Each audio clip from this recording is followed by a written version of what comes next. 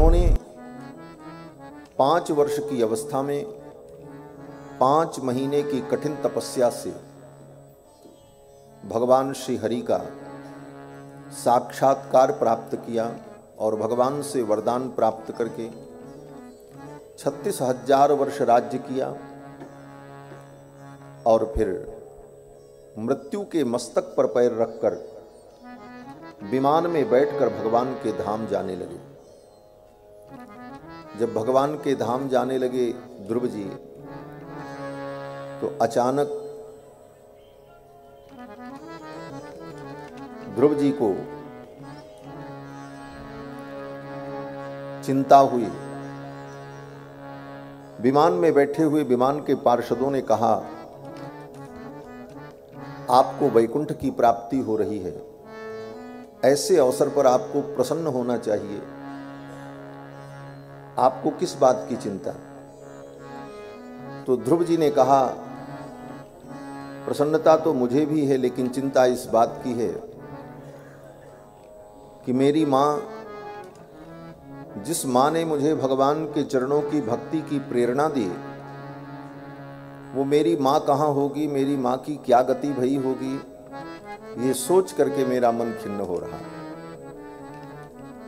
तो विमान में बैठे हुए देवताओं ने कहा, आप चिंता मत करो, वो देखो आगे एक विमान चल रहा है। जिस विमान में ध्रुव जी बैठकर भगवान के धाम जा रहे थे, उस विमान के आगे एक विमान चल रहा था। देवताओं ने कहा, वो आगे विमान जो चल रहा है, उस विमान में बैठकर आपकी माँ भी वैकुंठ चल रही है।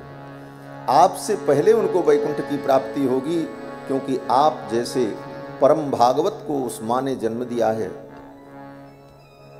और उनको भी परम गति की प्राप्ति होगी। ध्रुव जी महाराज बड़े प्रसन्न हुए। वस्तुतः भगवान के जो भक्त हैं, उन भक्तों से अगर हमारा संबंध है, तो संबंध के कारण भी जीव को परम गति की प्राप्ति हो जाए। भगवत संबंध, भगवान के भक्तों का संबंध, भागवत संबंध, आचार्यों का संबंध, भगवत प्रेमियों का संबंध भी जीव को मोक्ष प्रदान कर देता है। छांदोग्य उपनिषद में वेद भगवान कहते हैं कि कोई मुक्तात्मा भगवान का भक्त मुक्त होकर के जब वैकुंठ जाता है, तो वहां जाकर के वो अगर अपने पिता का स्मरण कर ले, तो उसके जन्म जन्मांतर के जितने पिता हैं, क्योंकि हर जन्म में अलग अलग पिता रहे होंगे, जिन जिन पिता का वो स्मरण कर ले, वो सब मुक्त होकर के वैकुंठ चले जाते हैं। सा यदि पितृलोक कामो भवति संकल्पादेवास्य पितरः समुपतिष्ठन्ति। वेद कहता है कि उसके संकल्प मात्र से उसके सारे पितर वहां पर उपस्थित हो जाते हैं और उन सबको मुक्ति मिल जाती है।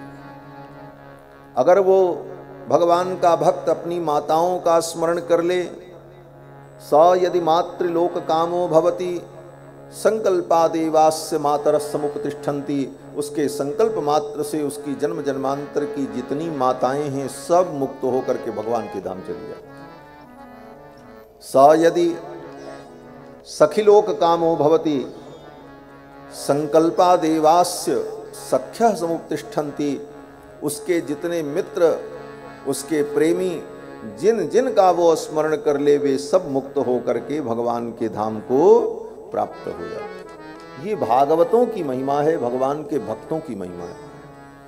भागवतों का संबंध, भगवान के भक्तों का संबंध भी जीव का परम कल्याण कर देता है। ध्रुव जी महाराज को परम गति की प्राप्ति हुई। आगे श्री सुखदेव जी महाराज वर्णन करते हैं, इन्हीं के वंश में एक राजा हुए जिनका नाम था अंग। महाराज अंग बड़े धर्मात्मा थे। उन्होंने अश्वमेध यज्ञ किया और जब अश्वमेध यज्ञ करने लगे, तो उनके अश्वमेध यज्ञ में देवता लोग आहुति लेने के लिए नहीं आए। तो महाराज अंग ने अपने ऋत्विजों से, आचार्यों से पूछा कि क्या कारण है कि देवता हमारे यज्ञ में हवि ग्रहण करने के लिए नहीं आ रहे हैं। तो ऋषियों ने विचार किया और विचार करके अनुभव करके कहा कि आप संतानहीन हैं, आपके पुत्र नहीं है, इसलिए देवता आपके यज्ञ में आहुति ग्रहण करने के लिए नहीं आ रहे। तो पहले तो आप पुत्र प्राप्ति के लिए यज्ञ करो। फिर तो महाराज यज्ञ ने तथा साधय भद्रम ते आत्मानं सुप्रजम नृप, ब्राह्मणों ने कहा पहले तो आप पुत्र प्राप्त करो। फिर तो महाराज अंग ने पुत्र कामेष्टि यज्ञ किया और पुत्र कामेष्टि यज्ञ से उनको पुत्र की प्राप्ति हुई। लेकिन वो पुत्र बड़ा नास्तिक निकला महाराज। पैदा तो हुआ लेकिन बड़ा नास्तिक हुआ। उसके दुराचरण से महाराज अंग बहुत व्यथित हुए और उन्होंने रात्रि में अपना राज्य छोड़कर जंगल का रास्ता पकड़ लिया। महाराज अंग, उनका पुत्र वेन बड़ा पापी हुआ। महाराज अंग तो जंगल में चले गए तप करने के लिए। फिर तो ब्राह्मणों ने राजा वेन को, महाराज अंग के पुत्र वेन को सिंहासन पर बैठा करके उसका अभिषेक कर दिया। राजा बनते ही वेन ने घोषणा की कि अब मैं राजा हूं और मेरे आदेश का आप लोग पालन करो। ऋषियों ने, ब्राह्मणों ने कहा क्या आदेश है? राजा वेन ने कहा मेरे राज्य में न कोई यज्ञ करेगा, न कोई दान करेगा। ये जितने दान यज्ञादि कर्म हैं ये सब बंद कर दिए जाएं। घोषणा कर दी। न यष्टव्यम न दातव्यम न होतव्यम द्विजा क्वचित इति निवारयद् धर्मं भेरी घोषेण सर्वसः।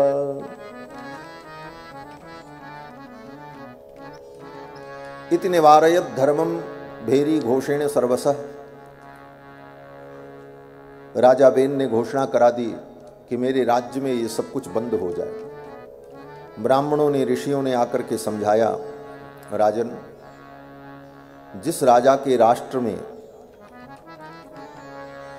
राष्ट्र की प्रजा अपने वर्णाश्रम धर्म का पालन करते हुए यज्ञ यागादि के द्वारा भगवान की आराधना करती है, उस राज्य में सुख और समृद्धि होती है। यस्य राष्ट्रे पुरे चैव भगवान यज्ञ पुरुषः इज्जते स्वेन धर्मेण जनैर वर्णाश्रमान्वितैः। वर्णाश्रम धर्म का पालन करते हुए प्रजा यज्ञ के द्वारा भगवान परम पुरुष की आराधना करती है, तो उस राजा के राज्य में सब प्रकार की समृद्धि रहती है। इसलिए आप ये यज्ञ यागादि कर्म बंद न कराएं। राजा बेन नहीं माना। राजा बेन ने कहा आप लोग बालक हो, आपकी बालकों जैसी बुद्धि है। बालिशा बत यूयम में अधर्मे धर्म मानिनः। आप सबने अधर्म को ही धर्म मान लिया है। ये इतना इतना अन्न चावल घी अग्नि में जला देना, ये कौन सा धर्म है? आप लोग अभी बाल बुद्धि हो, ये सब बंद कर दो। मेरी पूजा करो, मैं ही तुम्हारा भगवान हूं। ये वृत्तिदम पतिम हित्वा जारम पतिमुपासते। तुम्हारी रक्षा करने वाला, तुम्हारा भरण पोषण करने वाला मैं हूं। मुझे छोड़कर किस भगवान की उपासना करते हो? इस प्रकार जब राजा बेन ने कहा तो उन ऋषियों को, ब्राह्मणों को क्रोध आया और उन्होंने हुंकार किया, डांटा उसको। राजा बेन अपने सिंहासन से नीचे गिरा और मर गया, उसकी मृत्यु हो गई। राजा बेन जब मर गया तो ऋषियों ने विचार किया इसकी कोई संतान नहीं है, किसको राजा बनाएं? तो ऋषियों ने कहा इसके शरीर का मंथन करो।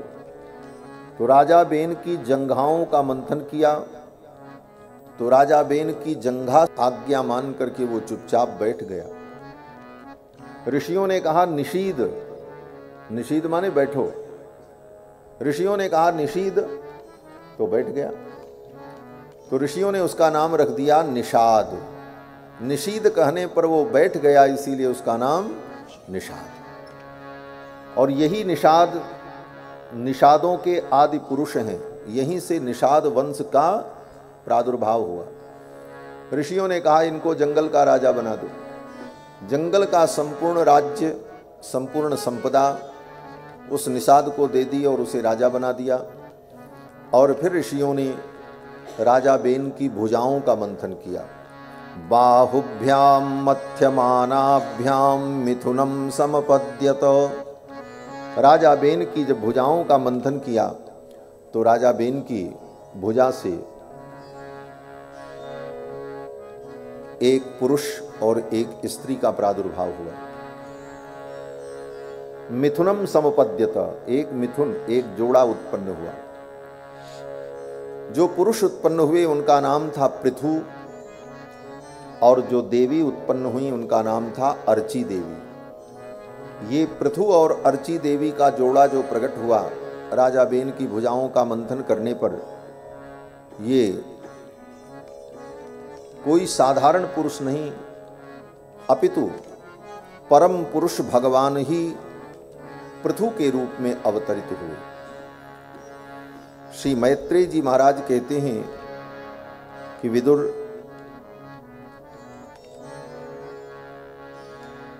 राजा बेन की भुजाओं से एस विष्णोर भगवतः कला भुवन पालिनी, संपूर्ण भुवन का पालन करने वाली भगवान विष्णु की कला का प्रादुर्भाव हुआ, भगवान का अवतार हुआ। ऋषियों ने देखा पृथु भगवान के हाथों में, उनके चरणों में अनेक प्रकार के दिव्य चिन्ह थे। चक्र, कलश, कमल, ध्वज, अनेक प्रकार के मंगलमय चिन्ह पृथु जी के हाथ में और उनके चरणों में थे। तो ऋषियों ने कहा ये तो साक्षात विष्णु हैं, भगवान नारायण हैं। और फिर सभी ऋषियों ने पृथु भगवान की स्तुति की और कहा आपके द्वारा बड़े बड़े कार्य होंगे, आपके द्वारा ये धरती समृद्धि से युक्त होगी, धर्म की स्थापना होगी। ये सब कह करके उन ऋषियों ने पृथु भगवान की स्तुति की। लेकिन पृथु भगवान को ये स्तुति अच्छी नहीं लगी। पृथु भगवान ने कहा अभी तो हमने कुछ किया ही नहीं, अभी तो हम प्रकट हुए और आप इतनी बड़ी स्तुति हमारी कर रहे हो कि आप ये करेंगे, आप वो करेंगे, आप वो करेंगे, आप बड़े महान हो। पृथु भगवान ने कहा जब ये सारे कार्य मेरे द्वारा संपादित हों उसके बाद आप लोग अगर हमारी ये स्तुति करोगे तो वो अच्छी होगी, अभी तो हमने कुछ किया ही नहीं। जो सत्यनिष्ठ होता है उसे चापलूसी प्रिय नहीं होती। ऋषि मुनि महात्मा सब कह रहे थे अरे आप तो भगवान हो, आपके द्वारा ये महान कार्य होगा, ऐसा होगा, आप सारी धरती को दिव्य मंगलमय बना दोगे। भगवान ने कहा बस बस हमारी स्तुति मत करो, ये सब कार्य जब मेरे द्वारा हो जाए तब आप मेरी प्रशंसा करना तो मुझे अच्छा लगेगा। फिर तो भगवान पृथु राजा हुए और धर्मपूर्वक भगवान पृथु ने प्रजा का पालन किया। भगवान पृथु जब सिंहासन पर बैठे तो प्रजा के पास खाने के लिए कुछ नहीं था। अन्न इत्यादि धरती पर तब उत्पन्न नहीं होता था, अन्न के बीज भी नहीं थे इस धरती पर। प्रजा अत्यंत दुखी थी। मंत्रियों ने आकर के कहा महाराज प्रजा के लोग भूखों मर रहे हैं। क्या हुआ? बोले अन्न के संपूर्ण बीज धरती के गर्भ में है और जब तक वो बीज प्रकट नहीं होंगे तब तक अन्न की उत्पत्ति कैसे होगी, और अन्न से ही मनुष्य का पोषण होता है। तो भगवान पृथु को क्रोध आया और भगवान पृथु ने अपना धनुष बाण उठाया और कहा आज इस धरती को मैं दंड दूंगा, इस धरती का ही मैं वध कर दूंगा। वसुधे त्वाम बधिष्यामि मच्छासन परांगमुखीम, मेरे शासन से परांगमुख होकर तुम मेरी प्रजा को दुख दे रही हो, हे धरती, हे वसुधे, मैं तेरा वध कर दूंगा। धनुष बाण लेकर के जब महाराज पृथु ने क्रोध किया तो धरती गऊ का रूप धारण करके प्रकट हो गई और धरती ने कहा, महाराज आप मेरा वध न करें, आपको जो चाहिए मैं देने को तैयार हूं। आप अगर मेरा वध कर देंगे तो ये आपकी प्रजा कहां जाएगी, आपकी प्रजा को कौन धारण करेगा। तो भगवान तो बड़े क्रोध में थे, पृथु भगवान ने कहा, आत्मयोग बले नाहम धारयाम्यहम प्रजाः। अपने आत्मयोग के द्वारा, आत्मयोग बले नाहम, अपने आत्मयोग के द्वारा मैं प्रजा को धारण कर लूंगा, लेकिन आज मैं तुझे दंड दूंगा। तू मेरे पुत्रों को, मेरी प्रजा को दुख दे रही है। पृथ्वी ने कहा, महाराज आप नाराज न हो, मैं गाय बनकर के प्रकट हो गई हूं, जिसको जो चाहिए मेरा दोहन कर लो, मेरे दुग्ध के माध्यम से सब कुछ प्राप्त हो जाए। फिर तो भगवान पृथु ने ऋषियों को, मुनियों को, मनुष्यों को, देवताओं को, राक्षसों को, यक्ष किन्नर गंधर्वादि सभी प्रजातियों को आदेश किया, जाओ अपना अपना पात्र लेकर के आओ और जिसको जो चाहिए दोहन कर लो। अब गाय तो दूध तब देगी जब बछड़ा हो, तो बछड़ा भी अपने साथ लेकर के आना। अब सभी लोगों ने अपने अपने समाज के मुखिया को बछड़ा बनाया। मनुष्यों ने मनु जी महाराज को बछड़ा बनाया और उस बछड़े को जब भूदेवी के पयोधर के पास ले गए तो भूदेवी के पयोधर से दुग्ध निकलने लगा और मनुष्यों ने अपने पात्र में उस दुग्ध को ले लिया और कुछ ही क्षण बाद वो दुग्ध जो था वो अन्न के बीज बन गए। गेहूं, धान, चना, मटर, ये जितने अन्न के बीज हैं सब भूदेवी के पयोधर से प्रकट हुए। पितरों ने अर्यमा को बछड़ा बनाया और गौ माता का दोहन किया तो गौ माता के स्तन से कव्य प्रकट हुआ और उस कव्य से पितरों को संतुष्टि होती है। देवताओं ने इंद्र को बछड़ा बनाया और देवताओं ने भूदेवी का जब दोहन किया तो भूदेवी के पयोधर से सोम रस प्रकट हुआ जो देवताओं को अत्यंत प्रिय है। फिर राक्षसों ने, असुरों ने प्रहलाद जी को बछड़ा बनाया। भक्त प्रहलाद असुरों के राजा हैं। भक्त प्रहलाद को बछड़ा बनाया और बछड़ा बना करके भूदेवी का दोहन किया तो भूदेवी के पयोधर से सुरा प्रकट हुई। असुरों को सुरा अत्यंत प्रिय है और देवताओं को सोमरस। इस प्रकार सब लोगों ने अपने अपने मन के अनुकूल पदार्थ का दोहन किया। गंधर्वों ने विश्वावसु नाम के गंधर्व को बछड़ा बनाया और भूदेवी के पयोधर से मधु का दोहन किया और इस प्रकार संपूर्ण प्रजा, मनुष्य, यक्ष, किन्नर, गंधर्व सभी लोगों ने भूदेवी के स्तन से अपने अपने मन के अनुकूल पदार्थ को प्राप्त किया। ऋषियों ने भूदेवी के पयोधर से छंदों का दोहन किया, वेदों का दोहन किया। ऋषियों को भूदेवी के पयोधर से छंदों की प्राप्ति हुई। इस प्रकार संपूर्ण प्रजा आनंदित हो गई और फिर भगवान पृथु ने संपूर्ण धरती को समतल किया। ये धरती पहले बड़ी उबड़ खाबड़ थी, कहीं खेती नहीं हो सकती थी, कहीं घर मकान नहीं बन सकते थे, बड़े बड़े पर्वत, पहाड़, टीले, बड़े बड़े गड्ढे। तो भगवान पृथु ने अपने रथ पर बैठकर संपूर्ण धरती का भ्रमण करके इसको यत्र तत्र समतल किया। आज जो समतल भूमि प्राप्त होती है वो भगवान पृथु का प्रसाद है, पृथु की कृपा है और पृथु ने इसको समतल किया, इसीलिए इसका नाम पृथ्वी पड़ा। ये पृथ्वी नाम इसीलिए, पृथ्वी नाम में भगवान पृथु के अवतार की यह कथा छिपी हुई है। बाद में पृथु भगवान ने अनेक यज्ञ किए, भगवान पृथु ने 100 अश्वमेध यज्ञ करने का संकल्प किया। उनके यज्ञ में देवराज इंद्र ने आकर के उनके यज्ञ के घोड़े को चुरा लिया। पृथु महाराज तो यज्ञ में बैठे थे, अपने पुत्रों से कहा जाओ घोड़े को ढूंढ करके ले आओ। महाराज पृथु के पुत्रों ने जाकर के युद्ध करके जीत करके घोड़े को लेकर के आए और फिर ज्यों यज्ञ प्रारंभ हुआ तब तक इंद्र ने फिर पाखंड वेश धारण करके, अघोरी का वेश धारण करके आए और इंद्र ने फिर घोड़े को चुरा लिया।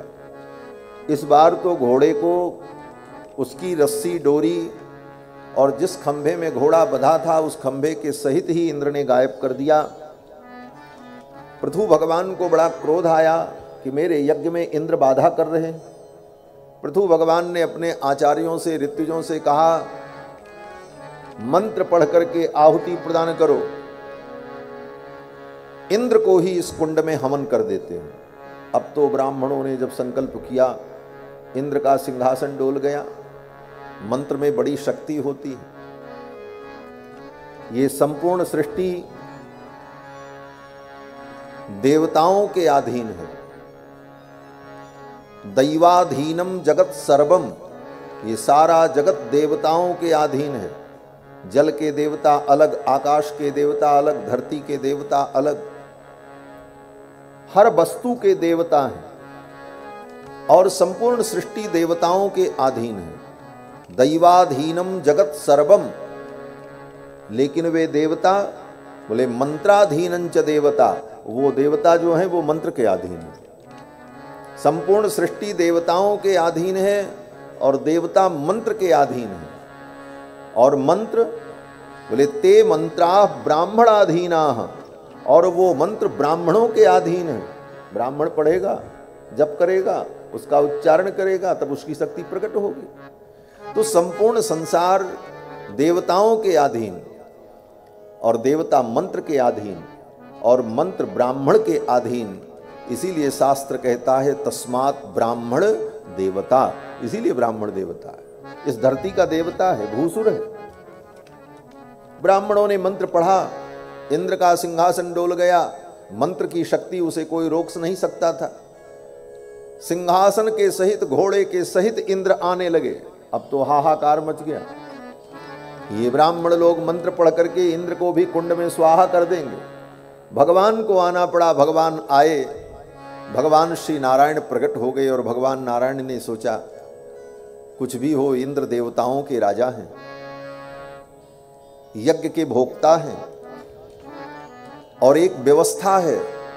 व्यवस्था में कमियां हो सकती हैं, लेकिन उस कमी के कारण पूरी व्यवस्था को ही नष्ट कर दिया जाए, ये ठीक नहीं। जो कमी है उसे सुधारा जाए।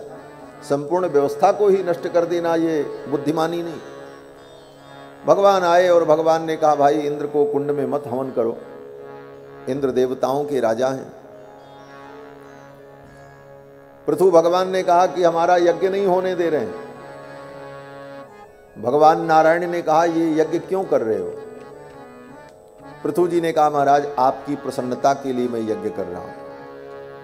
यज्ञ यागादि कर्मों के द्वारा भगवान का मुखोल्लास हो, भगवान की प्रसन्नता के लिए ही यज्ञ किया जाता है। और 100 अश्वमेध यज्ञ करने का संकल्प किया था महाराज पृथु ने। 99 अश्वमेध यज्ञ उनके हो गए थे। अंतिम यज्ञ में इंद्र विघ्न कर रहे थे। तो भगवान ने कहा कि ये यज्ञ क्यों कर रहे हो? पृथु भगवान ने कहा आपकी प्रसन्नता के लिए। और मैंने 100 यज्ञ का संकल्प किया है, 99 यज्ञ मेरा हो गया, ये अंतिम यज्ञ है और इंद्र बार बार मेरे यज्ञ में बाधा कर रहे हैं।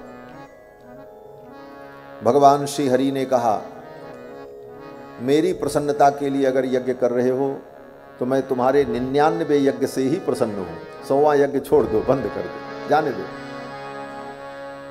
स्वर्ग की प्राप्ति के लिए तो तुम यज्ञ कर नहीं रहे हो, क्योंकि 100 अश्वमेध करने वाला व्यक्ति इंद्र के पद को प्राप्त करता है। तो इंद्र को डर लग रहा था कि 100 अश्वमेध यज्ञ हो जाएगा तो कहीं मेरा इंद्र का पद चला न जाए, इसलिए इंद्र को चिंता थी।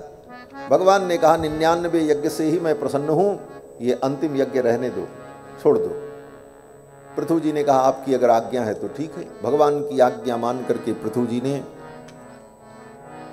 वो अंतिम यज्ञ वहीं पर छोड़ दिया और फिर पृथु जी महाराज के ऊपर भगवान बड़े प्रसन्न हुए। भगवान नारायण ने कहा वरदान मांगो, मैं तुम्हारे ऊपर प्रसन्न हूं, क्या चाहिए? तो पृथु जी ने कहा महाराज मुझे कोई कामना नहीं है। न कामये नाथ तदप्यहम क्वचिन्न यत्र युष्मच्चरणाम्बुजासवः। पृथु जी ने कहा आपके चरण कमल के आसव रस को छोड़कर मेरे मन में कोई दूसरी कामना नहीं। न कामये नाथ तदप्यहम क्वचिन्न युष्मच्चरणाम्बुजासवः। हाँ, अगर आप वरदान देना चाहते हैं तो आप यही वरदान दे दीजिए कि मेरे कानों में 10,000 कान की शक्ति आ जाए। भगवान एक बार चौंक गए। दुनिया के जितने भगत आज तक हमको मिले, कोई दुकान मांगता है, कोई मकान मांगता है, कोई संतान मांगता है, और ये कहता है 10,000 कान दे दो। भगवान ने पूछा 10,000 कान की शक्ति लेकर के क्या करोगे? तो पृथु जी ने कहा इन 2 कानों से मैं आपकी कथा सुनता हूं तो मुझे तृप्ति नहीं होती, 10,000 कान हो जाएंगे तो मैं आपकी कथा सुनता हूं। विचार करो इस कथा की कितनी महिमा है कि भगवान की कथा को सुनने के लिए पृथु जी ने भगवान से 10,000 कान मांगा। हम अपने 2 कान का उपयोग नहीं कर पा रहे हैं। 2 कान से जितनी कथा सुन सकते हैं उतना भी नहीं सुन पा रहे हैं। और पृथु जी कहते हैं कि महत्तमांतर हृदयान मुखच्युतो विधत्स्व कर्णायुतये शमे वरः। महत्तमांतर हृदयान मुखच्युतो, जो आपके महानतम भक्त हैं, उन महानतम भक्तों के मुख से निर्गलित होने वाली जो आपकी कथा सुधा है, उस कथा सुधा को पीने के लिए विधत्स्व कर्णायुतये शमे वरः मेरे कानों में 10,000 कान की शक्ति आ जाए और मैं निरंतर आपकी कथा श्रवण करता रहूं। भगवान ने कहा तथास्तु। श्री पृथु जी महाराज ने धर्मपूर्वक प्रजा का पालन किया। एक दिन पृथु जी महाराज के यहाँ घूमते घूमते सनक सनंदन सनातन सनत कुमार ये ब्रह्मा जी के मानस पुत्र आए। सनकादिक जब आए तो पृथु जी ने उनका बड़ा स्वागत किया और स्वागत करके चरणों में प्रणाम करके कहा महाराज आप परमहंस हैं, आपका मैं कुशल क्या पूछूं?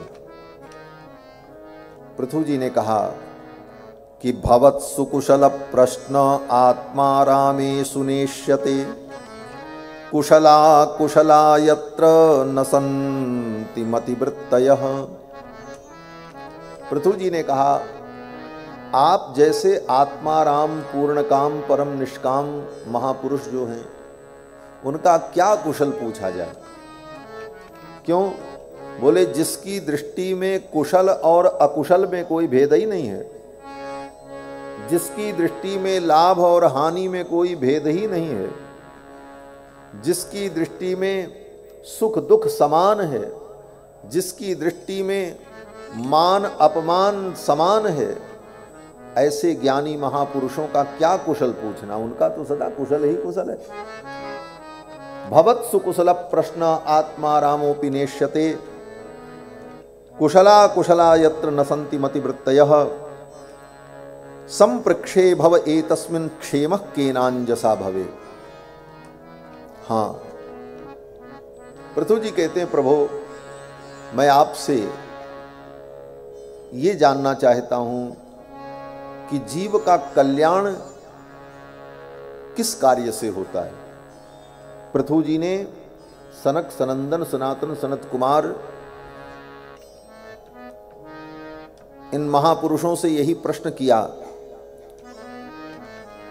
कि संप्रक्षे भव एतस्मिन् क्षेम केनांजसा भवेत्। जीव का परम क्षेम, परम कल्याण किस प्रकार से हो सकता है, जीव को अपने परम कल्याण के लिए क्या करना चाहिए, ये मैं जानना चाहता हूं। सनकादिक, सुखदेव, नारद जैसे महापुरुष जीवन में अगर मिलें तो ऐसे महापुरुषों से सांसारिक प्रश्न नहीं करना चाहिए, फालतू के प्रश्न नहीं करने चाहिए। ऐसे महापुरुषों से यही पूछना चाहिए कि हे भगवान, जीव का परम कल्याण किस कार्य से होगा। पृथु जी ने जब पूछा तो सनकादिकों ने उत्तर दिया, संगमः खलु साधूनाम उभयेषां च सम्मतः यत् संभाषण संप्रश्नः सर्वेषां वितुनोति सम।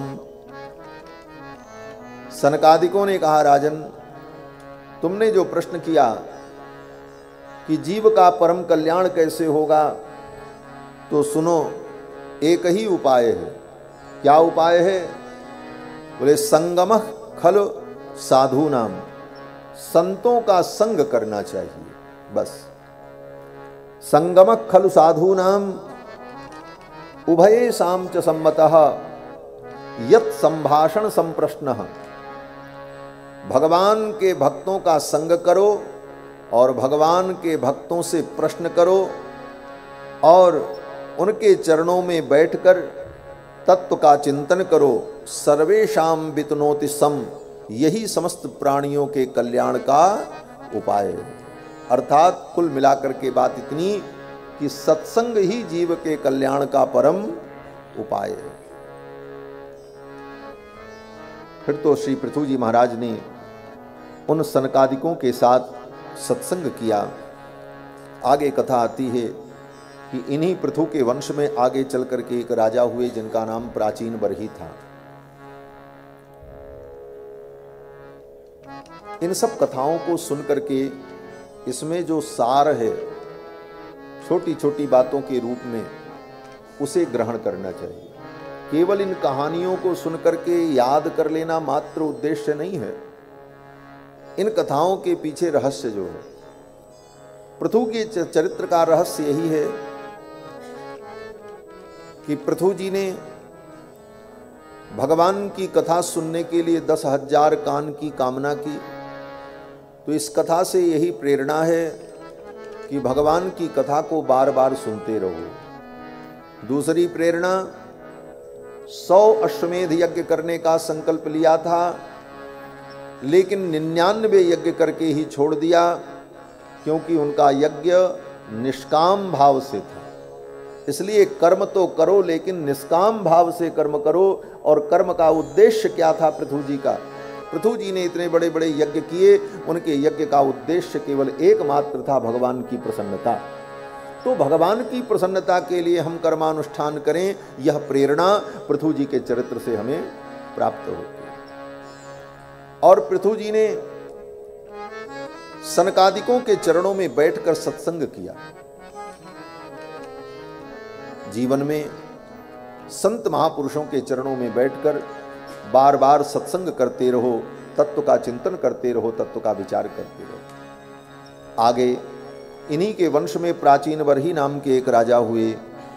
वो राजा बड़े कर्मकांडी थे, बड़े याज्ञिक थे। बड़े बड़े यज्ञों में उनकी बड़ी निष्ठा थी। और यज्ञ में उन्होंने अनेक पशुओं की बलि की, क्योंकि वैदिक यज्ञों में बहुत से यज्ञ ऐसे हैं जिन यज्ञों में पशु की हिंसा अनिवार्य होती है। पशु ही उस यज्ञ का हवी होता है, प्रधान द्रव्य होता है। तो महाराज प्राचीन बरही ने अनेक यज्ञ किया और उस यज्ञ में अनेक पशुओं का संज्ञापन किया। यज्ञ में जो पशु को मारा जाता है उसको वध नहीं कहते, उसको बलि भी नहीं कहते, उसको संज्ञापन कहा जाता। संज्ञापन एक विधि होती है, उस विधि से उस पशु का मारण होता है और फिर उस पशु के एक एक अंगों को निकालकर यज्ञ कुंड में घृत सिक्त करके आहुति दे दी जाती है। अश्वमेध यज्ञ में भी अश्व जब घूम करके आता है तो उस अश्व के एक एक अंगों को निकालकर कुंड में आहुति कर दी जाती है। महाराज प्राचीन बरही राजा ने अनेक ऐसे यज्ञ किए। यज्ञ करने से उनका अंतःकरण पवित्र हो गया। कर्म की निष्ठा उनकी बड़ी दृढ़ थी। एक दिन देवर्षि नारद आए और नारद जी ने सोचा, प्राचीन बरही राजा ने बहुत यज्ञ कर्म किया। यज्ञ कर्म का उद्देश्य होता है अंतःकरण की शुद्धि और भगवान की प्रसन्नता। यज्ञादि कर्म से हमारा अंतःकरण शुद्ध हो जाए, हमारे विकार नष्ट हो, चित्त का शोधन हो। नारद जी ने विचार किया कि प्राचीन बरही राजा ने इतने यज्ञ किए, इसके चित्त का शोधन हो चुका है, अब इसे यज्ञ की आवश्यकता नहीं है। तो नारद जी ने आकर के कहा, राजन अब ये यज्ञ यागादि कर्म बंद कर दो, अब तुम भगवान की भक्ति में लग जाओ, भगवान का भजन करो। प्राचीन बरही राजा ने कहा, महाराज वेदों में इन यज्ञों का वर्णन है और हमने वेद की आज्ञा मान करके इन यज्ञों को किया है, तो और इतने दिनों से मैं करता आया हूं, इन यज्ञों को मैं कैसे छोड़ दूं। तो नारद जी ने एक चमत्कार दिखाया। नारद जी ने कहा, देखो राजन, जिन पशुओं को तुमने यज्ञ में मारा था वे सब पशु तुम्हारी प्रतीक्षा कर रहे हैं कि वो राजा आए तो मैं भी उसको मारूं, क्योंकि उसने मुझे मारा है। भो भो प्रजापते राजन पशून् पश्य त्वयाध्वरे संज्ञापितान् जीव संघानान् निर्घृणेन सहस्रशः। जिन पशुओं को तुमने यज्ञ में मारा वे सब तुम्हारी प्रतीक्षा कर रहे हैं। एते त्वां संप्रतीक्षन्ते स्मरन्तो वैशसं तव। तुमसे बदला लेने के लिए वे सब तैयारी करके बैठे। नारद जी ने जब इस प्रकार कहा तो प्राचीन बरही राजा को भय हो गया। बोले, महाराज मैं क्या करूं,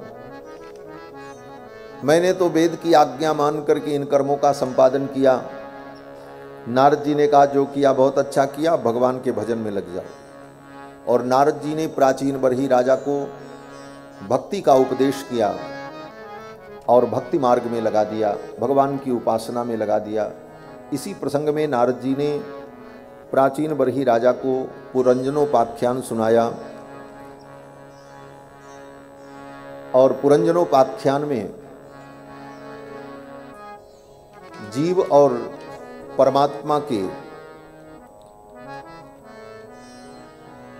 संबंध का निरूपण और जीव किस प्रकार अज्ञान के कारण माया में बंधता है, इन सब विषयों का वर्णन करके सुनाया। आगे श्री सुखदेव जी महाराज वर्णन करते हैं कि मनु जी महाराज के जो दूसरे पुत्र थे प्रियव्रत विवाह करके गृहस्थ जीवन में नहीं जाना चाहते थे। वो सब कुछ छोड़कर जंगल में तप करने चले गए। ब्रह्मा जी आए और ब्रह्मा जी ने कहा, राजन गृहस्थ जीवन में रह करके भी भगवान को प्राप्त किया जा सकता है। भगवान को प्राप्त करने के लिए केवल संन्यास ही है, ऐसा नहीं है। आप गृहस्थ जीवन में रहकर भगवान की उपासना करो। और ब्रह्मा जी के कहने पर श्री प्रियव्रत महाराज लौट करके आए और उन्होंने विवाह करके गृहस्थ जीवन स्वीकार किया। फिर महाराज प्रियव्रत ने अपने रथ के पहिए से इस धरती के 7 विभाग कर दिए। उनका रथ जिस जिस दिशा में चलता, पृथ्वी कि वो विभाग होते जाते और उनके रथ के खात में जो जल एकत्रित हुआ वही समुद्र बन गया। कहते हैं 7 द्वीपों वाली पृथ्वी बन गई। ये 7 द्वीप प्रकट करने वाले श्री प्रियव्रत महाराज, इन्हीं के पुत्र महाराज आग्नेयद्र हुए। आग्नेयद्र के पुत्र महाराज नाभि हुए और नाभि के पुत्र भगवान ऋषभदेव हुए, जिनको जैन धर्म के लोग अपना आदि तीर्थंकर मानते हैं। भगवान के 24 अवतार में ये भगवान के 8वें अवतार ऋषभदेव भगवान। ऋषभदेव भगवान जब प्रकट हुए, महाराज प्रियव्रत के पुत्र आग्नेयद्र, आग्नेयद्र के पुत्र महाराज नाभि और नाभि के पुत्र भगवान ऋषभदेव हुए। महाराज नाभि ने पुत्र की कामना से अश्वमेध यज्ञ किया और उनके अश्वमेध यज्ञ में भगवान पधारे। तो भगवान ने कहा वरदान मांगो। महाराज नाभि ने कहा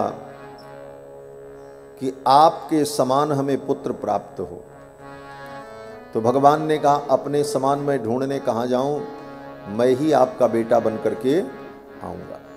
तो भगवान ही महाराज नाभि की पत्नी मेरु देवी के गर्भ में आए और 10 महीना व्यतीत होने पर मेरु देवी ने सुंदर पुत्र को जन्म दिया और भगवान ऋषभदेव का अवतार हुआ। बोलो श्री ऋषभदेव भगवान की जय। जब ऋषभदेव भगवान प्रकट हुए तो इंद्र को बड़ी ईर्ष्या हुई और इंद्र ने भगवान से प्रतिस्पर्धा की। तस्य हीन्द्र स्पर्धमानो भगवान वर्षे न बवर्ष। इंद्र ने प्रतिस्पर्धा करते हुए जल वर्षा बंद कर दी और जब पानी न बरसे तो फिर प्रजा कैसे सुखी होगी। लोग व्याकुल हो गए। इंद्र ने देखा, इंद्र ने सोचा अब हम पानी वर्षा नहीं करेंगे। फिर तो ऋषभदेव भगवान ने अपने संकल्प से वर्षा प्रारंभ करा दी। ऋषियों ने प्रसन्न होकर के उनका नाम रख दिया वृषभ, और वृषभ हेव ऋषभ, वृषभ ही ऋषभ है। तो वर्षे न बवर्ष तदवधार्य भगवान ऋषभो योगेश्वर, भगवान ऋषभ योगेश्वर ने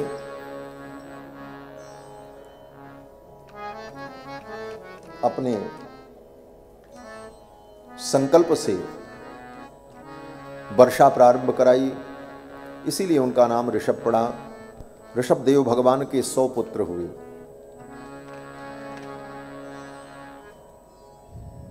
ऋषभदेव भगवान के 100 पुत्र हुए। इनके 81 पुत्र कर्मकांड के विद्वान हो गए।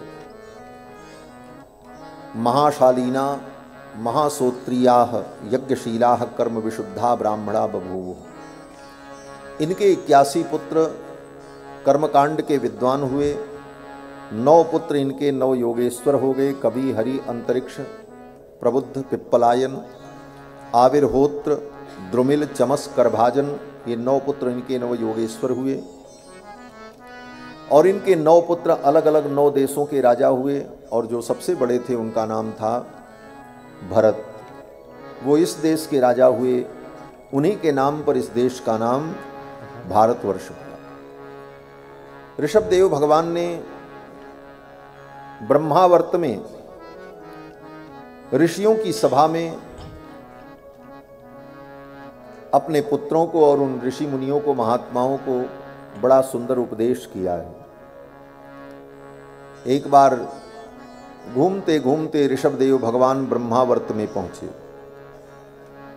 कदाचिद अटमानो भगवान ऋषभो ब्रह्मावर्तगतो ब्रह्मर्षि प्रवर सभायाम। घूमते घूमते ऋषभदेव भगवान ब्रह्मावर्त में पहुंचे और वहां पर ऋषियों की सभा थी और संपूर्ण प्रजा भी बैठी थी। तो सभी लोगों ने ऋषभदेव भगवान का स्वागत किया और ऋषभदेव भगवान से लोगों ने तत्व की जिज्ञासा की कि हे भगवान, आप कृपा करके बताओ हमें शिक्षा दो कि मनुष्य को क्या करना चाहिए, मनुष्य का कर्तव्य क्या है। तो ऋषभदेव भगवान ने उपदेश किया है। ऋषभदेव भगवान उपदेश करते हुए कहते हैं कि नायम देहो देह भाजाम नृलोके कष्टान कामान अर्हते बिड्भुजाम ये तपो दिव्यम पुत्रकायेन सत्वम शुद्धेद्यस्मात् ब्रह्म सौख्यम त्वनंतम। ऋषभदेव भगवान ने कहा, हे पुत्रों, नायम देहो देह भाजाम नृलोके, ये जो शरीर तुमको मिला है ये केवल विषयों का भोग करने के लिए नहीं मिला है। इस शरीर को पाकर के केवल संसार का भोग भोगते रहो। ये शरीर इसलिए मिला है कि तपो दिव्यम पुत्रकायेन सत्वम, इस शरीर के द्वारा तप करके, उपासना करके, व्रत अनुष्ठान करके उस परम आनंद को, उस परम सुख को तुम प्राप्त कर लो। शुद्धेद्यस्मात् ब्रह्म सौख्यम त्वनंतम, तुम्हारा अंतःकरण तप, उपासना, जपादि नियमों से शुद्ध हो जाए और तुम्हें वह परम सुख ब्रह्मानंद प्राप्त हो, इसलिए तुमको ये जीवन मिला है।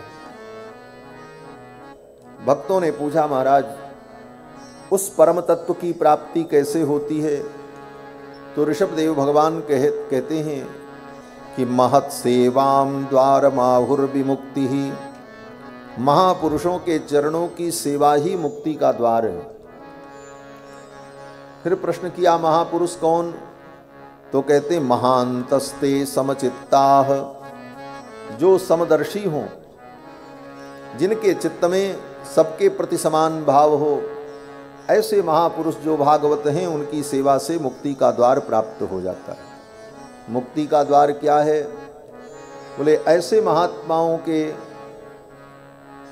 सत्संग से, ऐसे महात्माओं के चरणों का आश्रय लेने पर मेरे चरणों की प्रीति प्राप्त होती है। ऋषभदेव भगवान कहते हैं कि संतों का संग करने पर मेरे चरणों की प्रीति प्राप्त होती है, और जब मेरे चरणों की प्रीति प्राप्त होती है तभी जीव संसार के बंधन से मुक्त होता है। ऋषभदेव भगवान कहते हैं कि प्रीतिर्न यावन्मयि वासुदेवे न मुच्यते देह योगे न तावत, जब तक मुझ वासुदेव में प्रीति नहीं होगी तब तक जीव देह बंधन से मुक्त नहीं हो सकता। भक्तों ने पूछा, महाराज बंधन क्या है, मुक्ति क्या है? तो ऋषभदेव भगवान ने कहा, देखो एक शब्द में बंधन है और एक शब्द में मुक्ति है। क्या है? तो कहते हैं मम, एक शब्द है मम, यही बंधन का कारण है। और मुक्ति का कारण क्या है? बोले न मम। बस दो शब्द पर विचार कर लें, मम और न मम।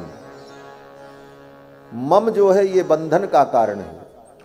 ममेति बध्यते जंतुर, जीव बंधता क्यों है, बंधन में क्यों पड़ता है? बोले मम, ममता के कारण, ये मेरा है। ये मम, मेरा मेरा, यही बंधन का कारण है। कहते हैं बंदर पकड़ने वाले लोग पहले क्या करते थे?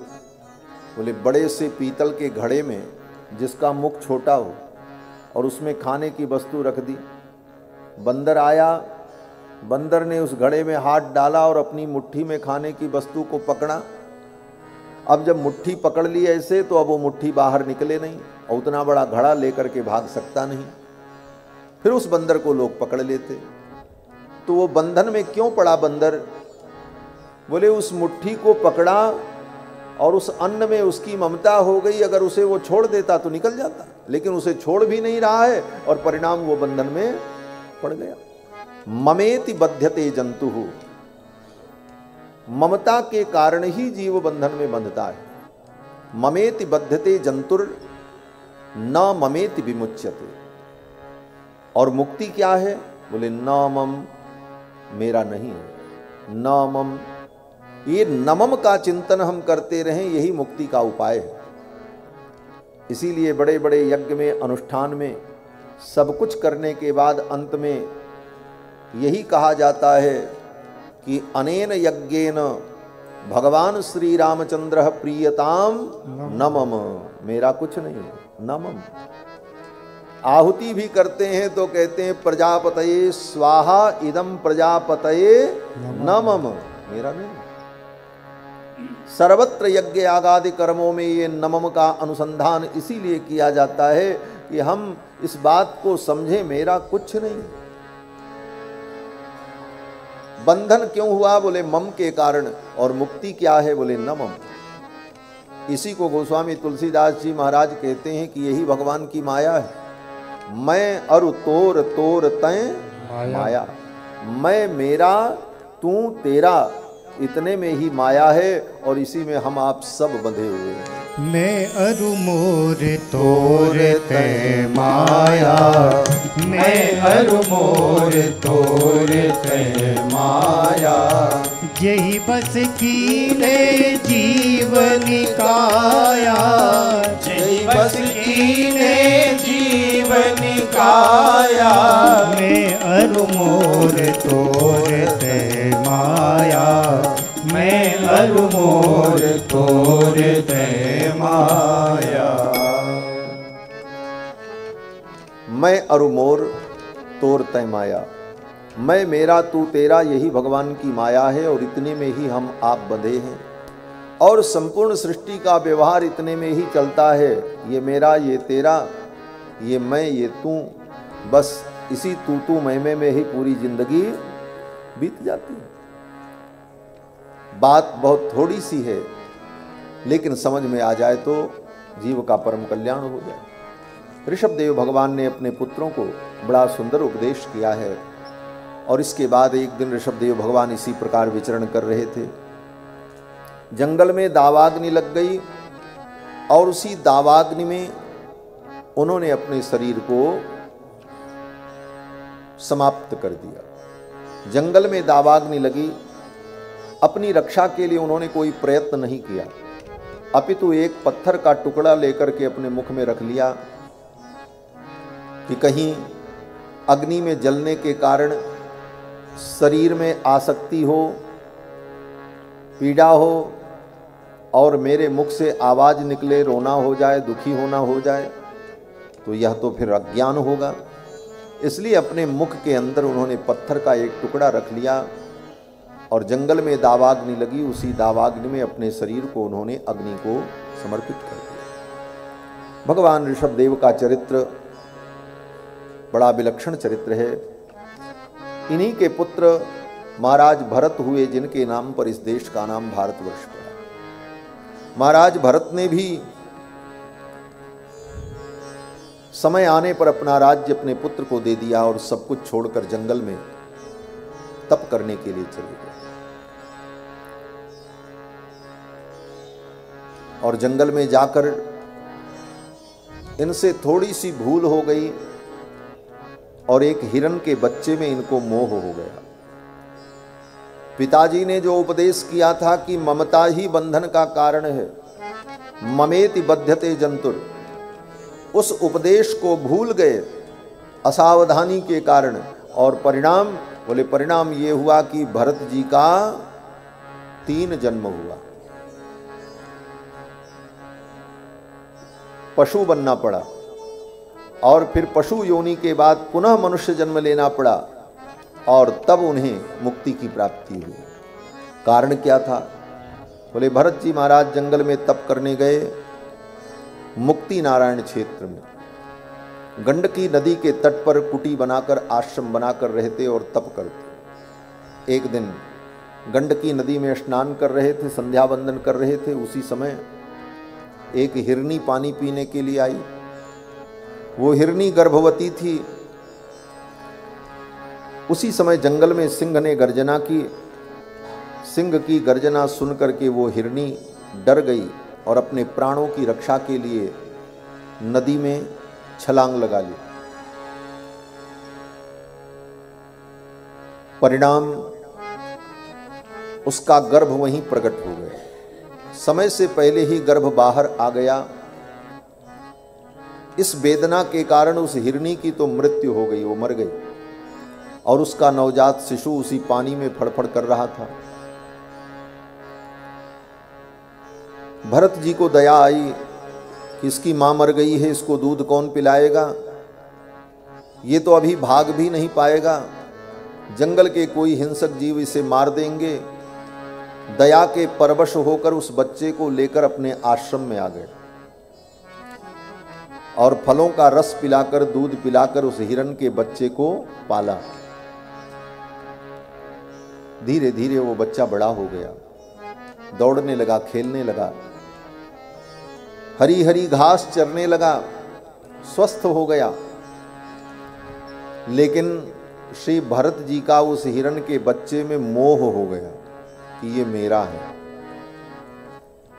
किसी जीव पर दया करनी चाहिए, ये धर्म है।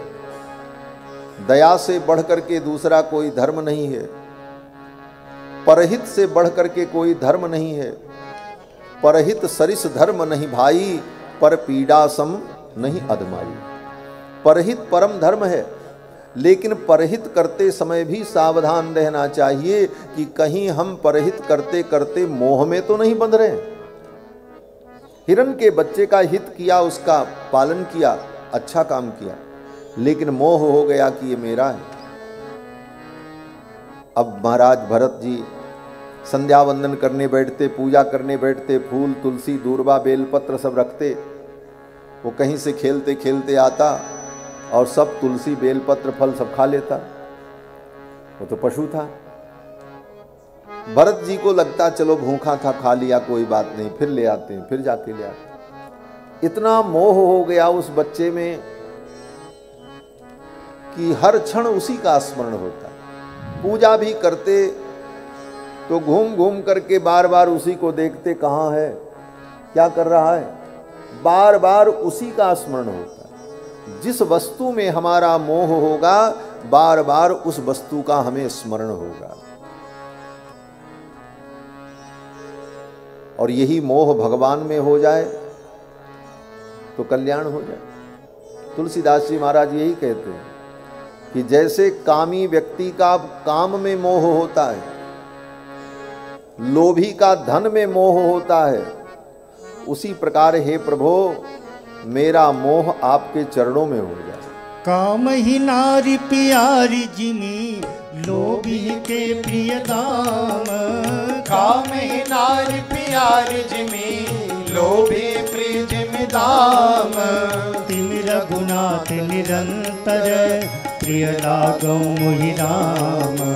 तिम रघुनाथ निरंतर, प्रिय लागो मोहि राम। हाँ प्रिय लागो मोहि राम, प्रिय लागो मोहि राम। कामी नारी प्यारी जिम, लोभी प्रिय जिमिदाम। तिम रघुनाथ निरंतर, प्रिय लागो मोहि राम। जिस प्रकार कामी व्यक्ति को नारी में मोह हो जाता है, लोभी व्यक्ति को धन में मोह हो जाता है, उसी प्रकार हे प्रभु आपके चरणों में मेरा मोह हो जाए।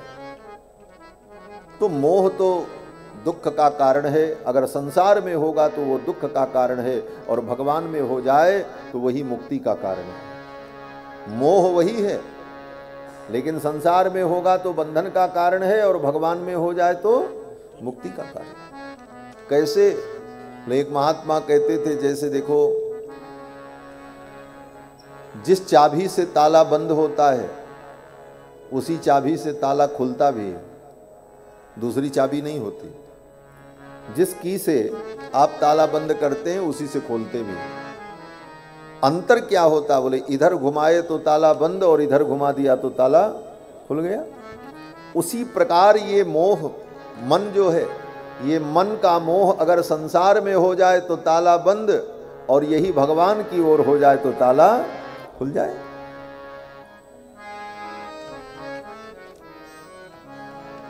भरत जी का मोह हो गया उस हिरण के बच्चे में, और बार बार उसी का स्मरण करते।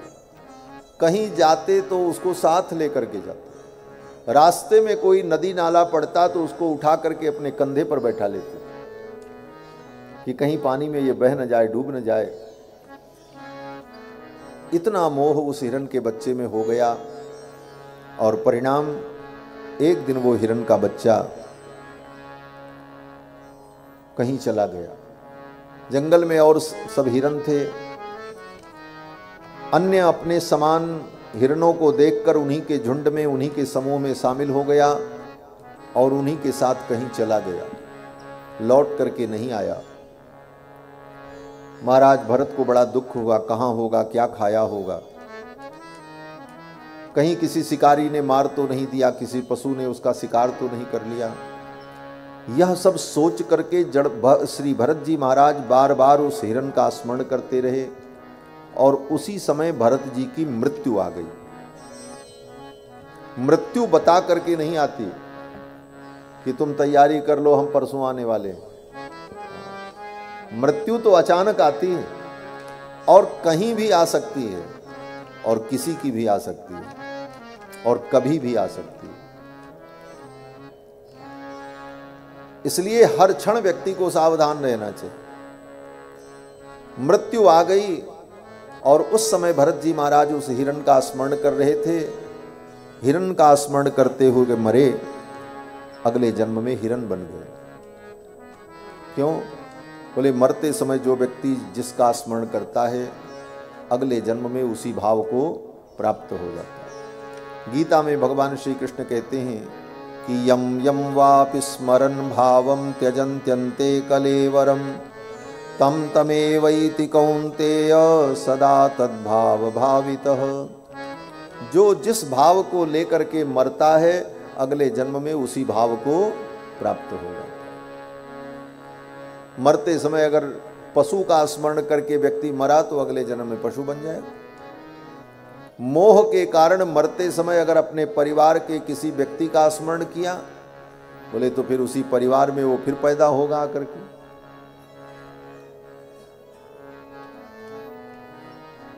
मोह के कारण हम जिसका स्मरण करते हैं, मरते समय जिस स्मृति को लेकर के जाते हैं, अगले जन्म में हम उसी योनि को प्राप्त कर लेते हैं।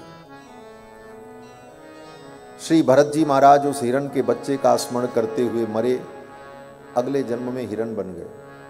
कर्म इतने अच्छे थे, तपस्वी थे, त्याग वैराग्य से संपन्न थे, लेकिन हिरण के बच्चे का स्मरण करने के कारण, सब बंद कर दो तुम लोग, आज सब माइक बेकार है, किसी प्रकार काम चल जाए बस, बोलो सब एकदम बंद कर दो। तो उस हिरण के बच्चे का स्मरण करने के कारण उनको हिरण बनना पड़ा, लेकिन हिरण योनि में भी वो सावधान रहे कि थोड़े से मोह के कारण मुझे पशु बनना पड़ा, अब अगर मुझसे भूल हो गई तो मेरा और भी बड़ा पतन होगा। इसलिए पशु योनि में भी रहकर सूखे पत्ते खाकर, जल पीकर जीवन निर्वाह किया और जब वह शरीर उनका छूटा तो कर्म के अनुसार अगले जन्म में उनको मानव शरीर प्राप्त हुआ। अंगिरा गोत्र के एक ब्राह्मण के कुल में उनका जन्म हुआ। जन्म से ही सावधान हो गए कि भगवान ने इस बार मानव जीवन दिया है, अगर इस बार मैं चूक गया तो फिर यह भी जीवन मेरा व्यर्थ हो जाएगा। इसलिए उस जीवन को पाकर परम सावधान हो गए। बचपन से ही संसार की किसी वस्तु में कोई राग नहीं, मोह नहीं। माता भोजन दे देती तो भोजन कर लेते, नहीं मिलता तो मांगने भी नहीं जाते, चुपचाप बैठे रहते। धीरे धीरे बड़े हुए। पिताजी ने यज्ञोपवीत संस्कार किया, ब्राह्मण के कुल में उत्पन्न थे। यज्ञोपवीत संस्कार के बाद वेद का अध्ययन करना चाहिए, ये ब्राह्मण का धर्म है। पिताजी ने यज्ञोपवीत संस्कार किया और वेद पढ़ाने लगे। भरत जी ने सोचा अगर पिताजी हमको पढ़ाएंगे और पढ़ करके इस पाठ को मैं सुना दूंगा तो फिर आगे का पाठ पढ़ाएंगे, फिर वो भी मैं पढ़ करके सुना दूंगा, फिर तो पिताजी हमको सब पढ़ाएंगे और पढ़ लिख करके मैं विद्वान हो गया, दुनिया में प्रसिद्धि हो गई कि मैं बहुत बड़ा विद्वान हूँ, तो बड़े बड़े जजमान हमको बुलाएंगे, यज्ञ कराएंगे, पूजा कराएंगे, दक्षिणा देंगे। फिर बहुत सारा धन जब हो जाएगा तो कोई व्यक्ति अपनी कन्या का विवाह कर देगा, फिर घर गृहस्थी हो जाएगी, फिर बेटा बेटी हो जाएंगे, फिर ये संसार का प्रपंच इतना बढ़ जाएगा कि उसी प्रपंच में मैं बंध जाऊंगा। इसलिए भरत जी महाराज ने सोचा संसार की दृष्टि में अज्ञानी और मूर्ख बना रहना अच्छा है, बंधन में पड़ना ठीक नहीं है।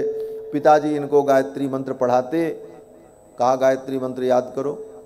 6 महीने तक पढ़ाया पिताजी ने, लेकिन गायत्री मंत्र याद नहीं किया। याद तो सब था, पूर्व जन्म की स्मृति थी, लेकिन पिताजी की दृष्टि में ये अपने आप को ज्ञानी अथवा बुद्धिमान के रूप में प्रतिष्ठित नहीं करना चाहते थे। पिताजी ने 6 महीने तक गायत्री मंत्र पढ़ाया, लेकिन ग्रीष्म वासांतिकान मासान अधियान प्यसमवेत रूपेण ग्राहयामास। 6 महीने तक पिताजी ने गायत्री मंत्र रटाया, लेकिन गायत्री मंत्र याद नहीं हुआ। अंत में पिताजी ने कहा ये जड़ बुद्धि है। उसी दिन से उनका नाम पड़ गया जड़ भरत। समय बीतता रहा, समय बीता, माता पिता की मृत्यु हो गई, घर में भाई का साम्राज्य हुआ। भाई ने एक दिन घर से निकाल दिया। भाई की पत्नी आई ब्याह करके, तो उसे सब अच्छा नहीं लग रहा था। भाई की पत्नी रोज कोई न कोई कारण उपस्थित कर देती। अंत में भाई ने जड़ भरत जी को अपने घर से निकाल दिया। जड़ भरत जी महाराज इसी प्रकार विचरण करते हुए चल पड़े। जड़ भरत जी ने सोचा चलो अच्छा हुआ, सारी दुनिया ही अपनी है, सकल भूमि गोपाल की, संपूर्ण सृष्टि भगवान की है, कहीं भी रहेंगे। भगवान का स्मरण करते हुए जड़ भरत जी चल पड़े और जा रहे थे। तब तक रास्ते में एक जंगल पड़ा और उस जंगल में एक डाकू भगवती काली को प्रसन्न करने के लिए कई दिनों से अनुष्ठान कर रहा था। उसका संकल्प था कि अंतिम दिन किसी मनुष्य की बलि चढ़ा करके यज्ञ को पूर्ण करूंगा। डाकू ने अपने सेवकों से कहा कोई मनुष्य मिले तो उसे पकड़ करके ले आओ। डाकू के सेवकों ने जड़ भरत जी को पकड़ लिया, लेकर के गए और ले जाकर के देवी के मंदिर में सामने खड़ा किया, खंभे में बांधा, स्नान कराया, सिंदूर का तिलक लगाया, लाल रंग के वस्त्र पहनाए और अनेक प्रकार के तांत्रिक मंत्रों का उच्चारण किया। और उस डाकू ने तलवार उठाई बलि चढ़ाने के लिए। जड़ भरत जी ने सोचा शायद आज इसी प्रकार मेरी मृत्यु लिखी हो, इसलिए कोई विरोध नहीं किया, चुपचाप खड़े रहे।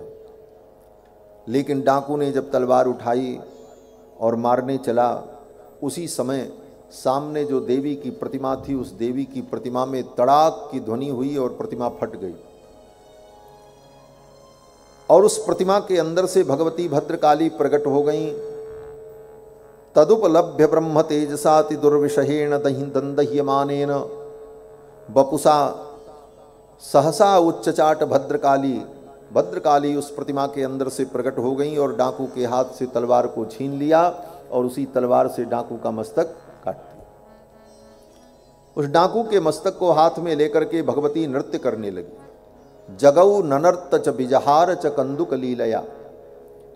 डाकू के मस्तक को हाथ में लेकर गेंद के समान उछाल उछाल करके भगवती नृत्य करने लगी। श्री सुखदेव जी महाराज कहते हैं, राजन एवमेव खलु महद अभिचारातिक्रमः कार्ष्णेन आत्मने फलति। जब कोई व्यक्ति किसी महापुरुष के प्रति, भगवान के भक्तों के प्रति कोई अपराध करता है तो वह अपराध तत्काल उसके प्रतिफलित होता है। उस डाकू ने भगवान के परम भक्त जड़ भरत जी को मारने का संकल्प किया। परिणाम बोले भगवती ने उस डाकू को ही मार दिया। फिर तो वहां से भगवान का स्मरण करते हुए जड़ भरत जी चल पड़े। आगे जा रहे थे। सिंधु सौवीर देश का राजा ज्ञान प्राप्त करने के लिए ऋषियों के पास जा रहा था। उसकी पालकी का कहार बीमार पड़ गया। सेवकों ने कहा महाराज एक कहार बीमार पड़ गया है, क्या करें? राजा ने कहा कोई आदमी मिले तो पकड़ लो। जड़ भरत जी को पकड़ लिया और कहा चलो पालकी ढो। जड़ भरत जी से पालकी ढुलवाने लगा। अब जड़ भरत जी को पालकी लेकर के चलने का कोई अभ्यास तो था नहीं, कभी पालकी ढोए नहीं थे। पालकी लेकर के चलते तो थे, लेकिन रास्ते में अगर एक चींटी भी दिख जाए तो सावधान रहते थे, कहीं मेरे पैर से दब के मर न जाए, किसी जीव की हिंसा न हो जाए। और लिखा भी है कि चलना कैसे चाहिए, तो मनु जी महाराज कहते हैं दृष्टिपूतम न्यसेत पादम। जब अपने पैर को आगे बढ़ाओ तो आगे की भूमि को अपनी आंखों से देख लो, तब पैर रखो। ये मनु जी का आदेश है। दृष्टिपूतम न्यसेत पादम वस्त्रपूत पिबेत जलम। और जल पियो तो कपड़े से छान करके पियो। शास्त्रपूतम वदेद वाक्यम। और कुछ बोलो तो शास्त्र सम्मत बोलो। मनःपूतम समाचरेत। और आचरण ऐसा करो कि उस आचरण से तुम्हारे मन को प्रसन्नता हो, मन को संतोष हो। ये धर्मशास्त्र का वचन है। श्री भरत जी महाराज, जड़ भरत जी महाराज जब चलते तो आगे देख करके चलते कि एक चींटी भी न दब जाए। और चींटी दिखाई पड़ जाती, कोई छोटा जीव दिखाई पड़ जाता तो पैर आगे बढ़ा देते। पालकी लेकर के चलने वाला व्यक्ति जब पैर आगे बढ़ा करके कूद जाए तो पालकी में बैठने वाले की क्या दशा होगी आप सोचो। पालकी हिल गई, राजा का मस्तक पालकी में टकरा गया, राजा को क्रोध आया। राजा ने कहा कैसे चलते हो? सेवकों ने कहा महाराज ये जो नया वाला आया है ना, ये कूदते हुए चल रहा है। राजा ने कहा ठीक से चलो, जानते नहीं हो मैं राजा हूं, तुम्हें दंड दूंगा। डांटा। जड़ भरत जी सुन लिए चुपचाप और फिर पालकी लेकर के चल रहे थे। थोड़ी दूर जाने पर फिर वैसी ही घटना हुई। फिर वैसी ही घटना हुई। राजा के सर में चोट लगी, राजा को क्रोध आ गया। राजा ने कहा पालकी रोको। पालकी रुकवाई। पालकी से निकल करके बाहर आया और रहुगण और राजा रहुगण जड़ भरत जी की ओर देखने लगा। और राजा ने कहा अरे खा पी करके इतने मोटे हो गए हो और पालकी लेकर के नहीं चल सकते? जानते नहीं हो मैं राजा हूं। करोम चिकित्साम दंड पाणिरिव। मैं तुम्हारी ऐसी चिकित्सा करूंगा कि तुम सही हो जाओगे। तुम्हारा इलाज मुझे मालूम है। प्रकृतिम स्वाम भजिष्यस इति। और तुम अपनी प्रकृति में आ जाओगे। खा खा करके इतने मोटे हो गए और एक पालकी लेकर के नहीं चल सकते। बार बार जब राजा ने यह कहा खा खा करके मोटे हो गए तो जड़ भरत जी महाराज से रहा नहीं गया। जड़ भरत जी ने सोचा कि अब मुझे कुछ बोलना चाहिए। अगर अब मैं नहीं बोलूंगा तो कोई बड़ा अनर्थ हो जाएगा। क्या अनर्थ हो जाएगा? बोले कहीं इस राजा की मृत्यु न हो जाए, क्योंकि पिछली घटना को देख चुके थे जड़ भरत जी। उस डाकू ने इनके प्रति अपचार किया और वो भगवान को सहन नहीं हुआ और देवी ने प्रकट होकर के उस डाकू को ही मार दिया। जो भगवान के भक्त का अपराध करता है भगवान उसे क्षमा नहीं करते। भगवान का अपराध कर दो, भगवान क्षमा कर देंगे। देवगुरु बृहस्पति कहते हैं सुन सुरेश रघुनाथ स्वभावु और निज अपराध रिसाई न काहू। जब भरत जी राम जी को मनाने के लिए चित्रकूट जा रहे थे तो देवताओं को डर हो गया कि कहीं भरत जी राम जी को मना करके लौटा लाए, तब तो सारा खेल बिगड़ जाएगा। रावण का वध कैसे होगा? ये राक्षस कैसे मरेंगे? तो सब देवताओं ने विचार किया कोई विघ्न करो, भरत जी चित्रकूट जाकर राम जी को लेकर के न लौट सकें। भरत जी के प्रति ये भाव जब आया तो गुरुदेव बृहस्पति ने देवराज इंद्र को समझाया, बोले देखो राजन, ये भरत भगवान के परम भक्त हैं, अगर इनके प्रति तुमने कोई दुरभिसंधि की तो भगवान तुमको क्षमा नहीं करेंगे। भगवान के स्वभाव को तुम नहीं जानते हो। सुन सुरेश रघुनाथ स्वभावो, निज अपराध रिसाई न पाओ। रघुनाथ जी का स्वभाव है कि कोई उनका अपराध कर दे तो नाराज नहीं होते, लेकिन उनके भक्त का कोई अपराध कर जाए तो फिर उसे छोड़ते भी नहीं। जो अपराध भगत कर करई, राम रोष पावक सो जरई। जो अपराध भगत कर करही, जो अपराध भगत कर करही, राम रोष पावक सो जरही। राम रोष पावक सो जरही। राम रोष पावक सो जरही। राम रोष पावक सो जरही। जो अपराध भगत कर करही, जो अपराध भगत कर करही, जो अपराध